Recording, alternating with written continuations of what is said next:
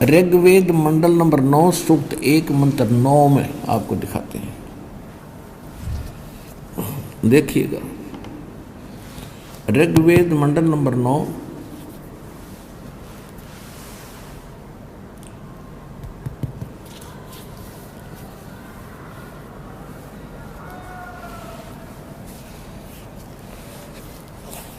और ये अनुवाद किसने किया है? कोई नहीं सोचा कि रामपाल ने संस्कृत ना आती, इन इंजीनियरों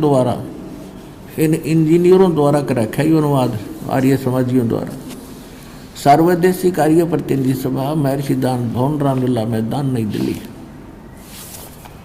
और ये इसके अनुवादक हैं और यहाँ से ये छपी है और ये आपको दिखाते हैं।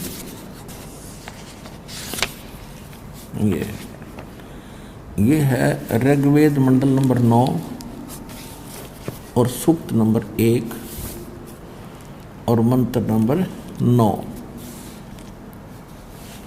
इसमें क्या किया है कि उस सोम माने सोम स्वभाव वाले श्रद्धालु पुरुष को शिशुम, अब मूल संस्कृत में देखो, अभी इमम अधन्या उत्सरणती धेन्व शिशु, ये शिशु रूप धार कर जो प्रकट होता है परमात्मा, उस समय का जिक्र है। इन्होंने यहाँ क्या गड़बड़ कर दिया कि यहाँ कर दिया सोम स्वभाव वाले पुरुष, श्रद्धालु पुरुष को, और कुमार अवस्था में सब प्रकार से अधन्या अहिंसनीय कर दिया। धेनो माने गौवे, धेनो माने गौवे, और तृप्त करती हैं। इनको ज्ञान तो था नहीं, उवा बाई वह क्या करते। अभी अधन्य का होता है, जैसे हमारी देसी भाषा में हरियाणा में क्या कहा करते, जो गाय नए दूध ना हुई हो, पशु ने जो यानी सांड ने बैल ने टच ना करी हो, गर्भ ना धारण कराया हो, उसको कहा करते या बिना धनाई है, बिना धनाई अधन्या, अधन्या। और अभी अधन्या यानी कंवारी, ये कंवारी गायें उस परमात्मा के जो शिशु रूप धारण करके प्रकट होता है, इस वेद मंत्र का ये अर्थ है।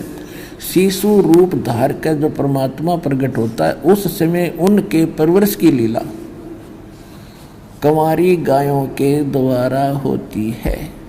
यहाँ इन्होंने श्रद्धालु पुरुष उड़ा दिया। अब देखना इनकी पोल तक खुल रहेगी, चोर चुरावत तोमड़ी गड्ढे पानी में। अब देखिए, अब ये है ऋग्वेद मंडल नंबर 9 नवम मंडल और प्रथम सूक्त और प्रथम मंत्र देखते हैं।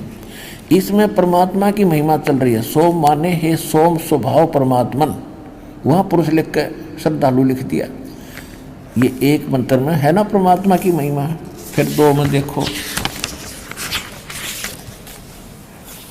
अब 2 मंत्र में ये हे परमात्मा आप। फिर 3 मंत्र में हे परमात्मन, है परमात्मा की महिमा।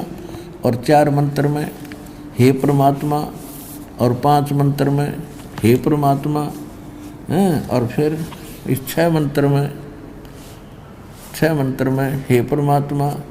अब यहाँ आकर याद आ गई इनके, रत रहेगी तो दानत की छुरी फेल होगी, परमात्मा की महिमा राग गए, वो ऐसे ऐसे प्रकट हो रहा है। तो इनने फिर अड़ंगा शुरू कर दिया 7वें और 8वें 9वें मंत्र में। देखो अब 7वें में क्या कर दिया, उस पुरुष को, पुरुष माने परमात्मा होता है, अगर हिसाब लाओ तो सही मीनिंग करें तो अर्थ। अब 8वें में क्या कर दिया, उस पुरुष को, ओए होए, अब पुरुष माने परमात्मा होता है। अब देखो एक अपनी देसी भाषा में आकर दी, काटे से काटा लिख दिया करें। इन इंजीनियर तो फेल करूंगा इनके उनसे। अब देखो, अब यजुर्वेद है, दानंद का अनुवाद किया हुआ। देखो ये महर्षि दानंद का अनुवाद किया हुआ यजुर्वेद, और उसी आर्य समाजियों से युद्ध छपा है, उन्होंने छाप रखा, बना रखा, प्रकाशक वही हैं, और ये इसका अनुवादक यहाँ से ये प्रिंटेड है। अब इसके 40वें अध्याय का 17वां मंत्र आपको दिखाते हैं। इसमें क्या है, वेद ज्ञान दाता भी वे ब्रह्म है जो गीता ज्ञान दाता है। 44 अध्याय 40 अध्याय और मंत्र 17। इसमें क्या लिखा है ये देखो, इसमें पुरुष शब्द है, पुरुष।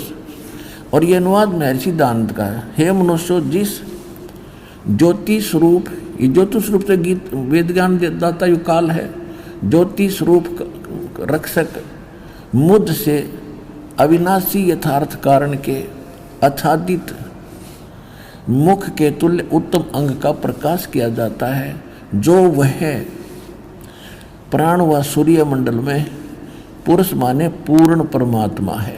पुरुष माने परमात्मा, पूर्ण परमात्मा है। वह तो परोक्ष रूप है, वो तो गुप्त है। अहम मैं ब्रह्मलोक रूपी आकाश में रहता हूँ और मेरा ब्रह्म नाम है और मेरा ओम नाम है। ओम नाम जानो। इन्हें अड़ंगा करके भी ना छुपा सका।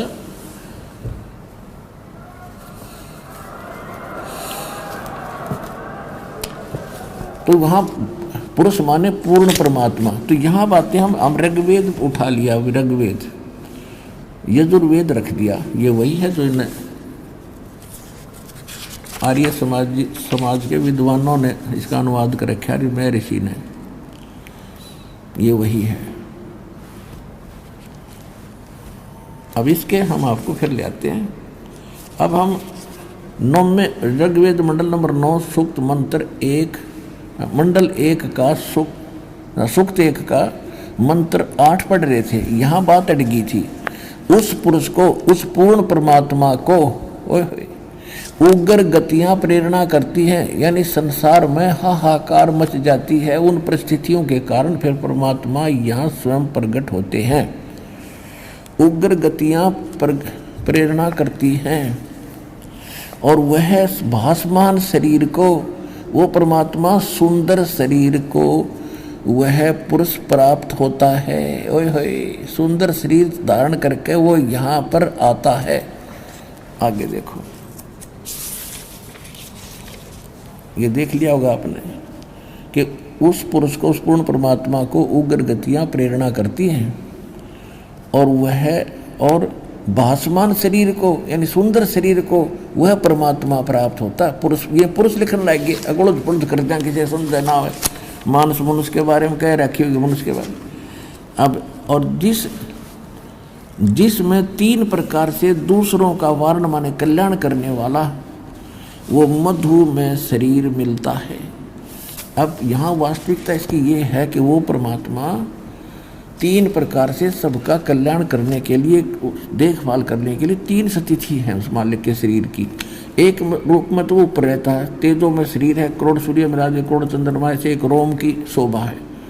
और दूसरी स्थिति में वो आता शिशु रूप धारण करके एक युग में, प्रत्येक युग में ऐसी लीला करता है और उसको निसंतान उठा ले जाते हैं और उसमें वो कुंवारी गायों से उनके दूध की उनके बालापन की परवरिश होती है। तो ये दूसरी प्रकार का जो लीला है, इसमें वेद मंत्र ऋग्वेद मंडल नंबर 9 सूक्त 1 मंत्र 9 में वो दूसरी प्रकार की लीला का वर्णन है। ऊपर बता दिया, वो परमात्मा सहस्री दाता है। जब संसार में हाहाकार मच जाता है, उग्र परिस्थितियां हो जाती हैं, तब वो सुंदर शरीर धारण करके और नीचे आता है। और फिर क्या होता है, उसकी परवरिश की शिशु रूप धारण करके आता है। देखो, अब ऋग्वेद मंडल नंबर 9 और सूक्त 1 मंत्र 9 को हम पढ़ेंगे। 8 पढ़ लिया हमने। उस सोम माने अमर परमात्मा को, सोम स्वभाव रूप परमात्मा को, और सोम माने परमात्मा, ये प्रथम मंत्र में खुद कर ही रहे हैं। यहाँ पुरुष श्रद्धालु पुरुष लिख दिया। उस अमर परमात्मा को जो शिशु रूप धार के आता है कुमार अवस्था में, अभी अदन्या, अभी माने पूर्ण रूप से, अदन्या माने बिना दनाई, अनटच्ड, जिसको बैल ने टच ना किया हो कभी, कंवारी, धेनव माने गौवें, शनंती माने तृप्त करती हैं, यानी उनके परवरिश की लीला कंवारी गायों से होती है। ही इज गॉड, जो शिशु रूप धारण करके आता है।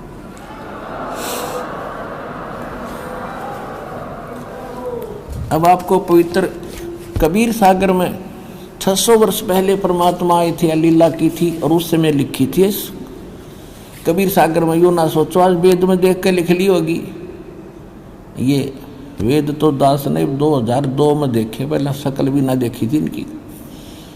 और ये देखो आज परमात्मा के इतिहास में जिसकी लीला में वेद समर्थन करते हैं, जिसकी लीला का, तो who is God, Kabir is God, who is God, Kabir is God. देखो कबीर सागर,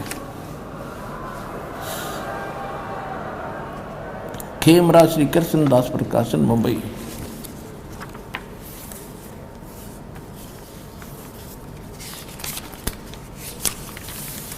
ये कहाँ से छपा है?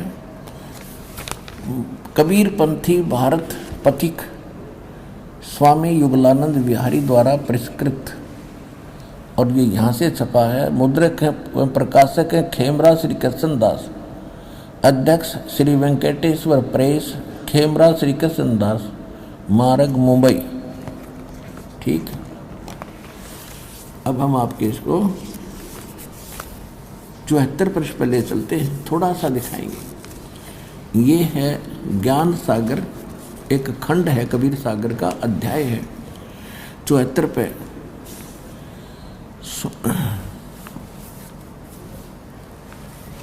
अब क्या बताते हैं?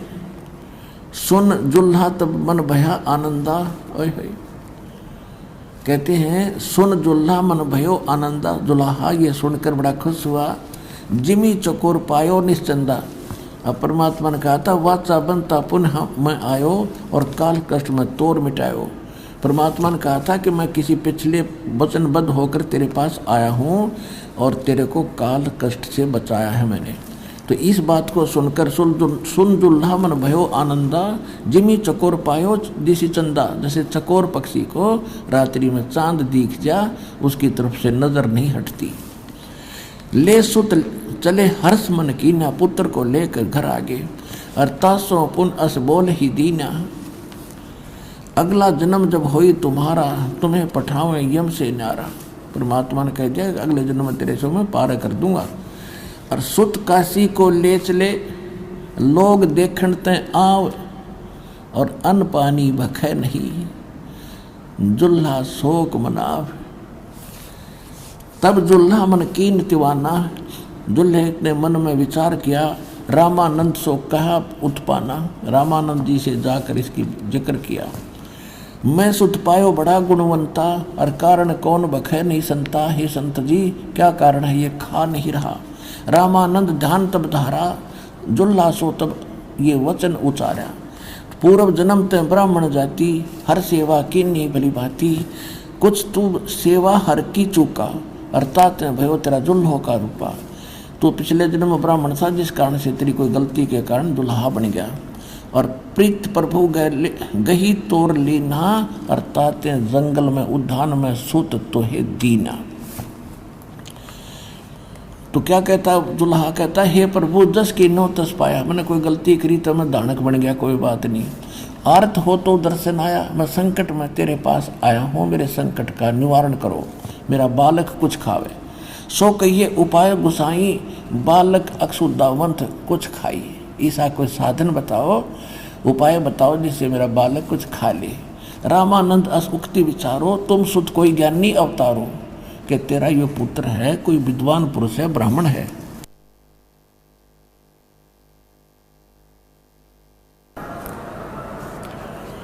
अब जैसा उसको ज्ञान था वो बता रहा है।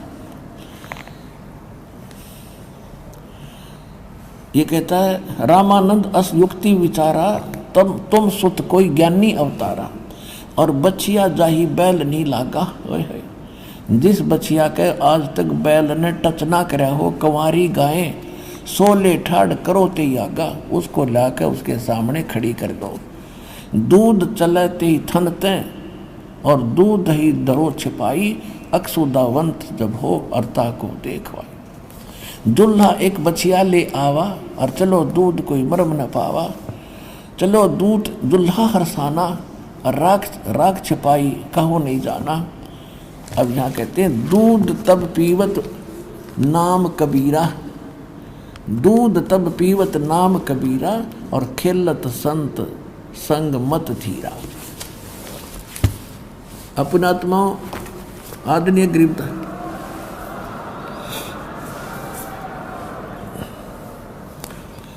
आदरणीय गरीबदास साहिब जी आंखों देखा मालिक के उस ज्ञान योग को, जैसे तुलसीदास जी ने रामायण को अपने शब्दों में, लाखों वर्ष पहले घटी रामायण को अपने शब्दों में, अपनी चौपाइयों में, वाणी में दोबारा चित्रार्थ कर दिया, और 100 की जो सत्य है वह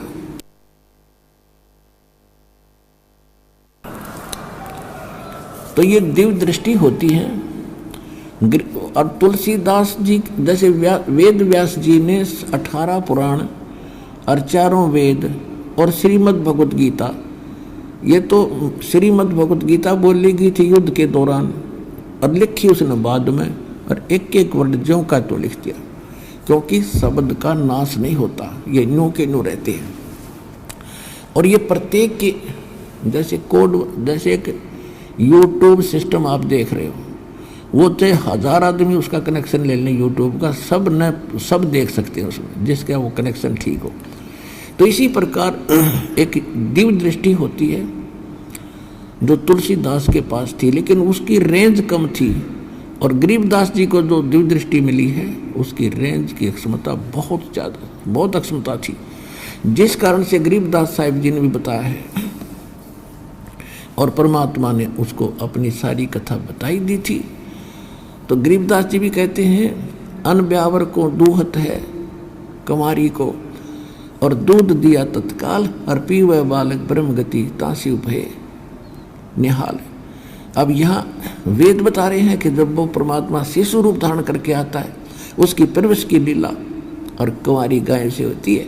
और परमात्मा की लीला में 600 वर्ष पहले लिखा हुआ है कि परमात्मा कबीर जब आए थे और उन्होंने 25 दिन कुछ खाया पिया नहीं, तब एक कुंवारी गाय ने से दूध से उसकी परवरिश की लीला हुई थी। Who is God? Kabir is God.